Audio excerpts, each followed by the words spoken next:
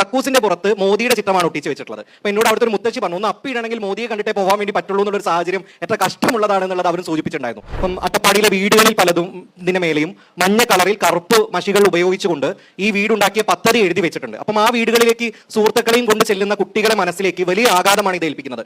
കേന്ദ്ര സർക്കാർ മോശമല്ല ഒട്ടും. ടോയ്ലറ്റ് കക്കൂസിന്റെ പുറത്ത് മോദിയുടെ ചിത്രമാണ് ഒട്ടിച്ച് വെച്ചിട്ടുള്ളത്. അപ്പൊ എന്നോട് അവിടുത്തെ ഒരു മുത്തശ്ശി പറഞ്ഞു, ഒന്ന് അപ്പിയിടണമെങ്കിൽ മോദിയെ കണ്ടിട്ടേ പോകാൻ വേണ്ടി പറ്റുള്ളൂ എന്നുള്ളൊരു സാഹചര്യം എത്ര കഷ്ടമുള്ളതാണെന്നുള്ളത് അവരും സൂചിപ്പിച്ചിട്ടുണ്ടായിരുന്നു. ഇത്തരത്തിൽ വസിക്കുന്ന ഒരു സ്ഥലത്തിന് മുകളിൽ യാതൊരു ഓണർഷിപ്പും ഇല്ലാത്ത ഒരു ജനതയായി പലപ്പോഴും കോളനിവൽക്കരണം നമ്മൾ മാറ്റാറുണ്ട്. നമ്മൾക്കൊക്കെ ലഭിക്കുന്ന സ്കോളർഷിപ്പിന്റെ പേര് സർക്കാർ ഇട്ടിട്ടുള്ളത് ഈ ഗ്രാൻസ് സ്റ്റൈഫൻ എന്നൊക്കെയാണ്. പക്ഷെ മുന്നോക്ക സമുദായ കോർപ്പറേഷന്റെ ഫെലോഷിപ്പിന്റെ പേര് അല്ലെങ്കിൽ സ്റ്റൈഫനിന്റെ പേര് സ്റ്റൈഫൻ എന്നല്ല, വിദ്യാസമുന്നതി എന്നാണ് അതിന്റെ പേര്. അപ്പൊ ഞങ്ങളൊക്കെ സ്റ്റൈഫന് വാങ്ങുന്നവരും ചിലരൊക്കെ ക്ലാസ് റൂമിൽ ഒരിക്കലും എണീറ്റ് നിൽക്കേണ്ടാത്ത വിദ്യാസമുന്നതി വാങ്ങുന്ന ആളുകളുമാണ്. നിങ്ങൾക്ക് എത്ര പേർക്ക് നിങ്ങളുടെ ക്ലാസ്സുകളിൽ വിദ്യാസമുന്നതി വാങ്ങുന്ന ആളുകൾ അറിയാമെന്നുള്ള ചോദ്യം ചോദിച്ചാൽ തന്നെ ഇതിനൊരു തട്ടിപ്പ് വെളിപ്പെടുത്തും. അടുത്ത ജന്മത്തിൽ ബ്രാഹ്മണനാവണമെന്നാണ് ഉന്നതകുല തേങ്ങാക്കുലയായിട്ടുള്ള സുരേഷ് ഗോപി പറഞ്ഞിട്ടുള്ളത്.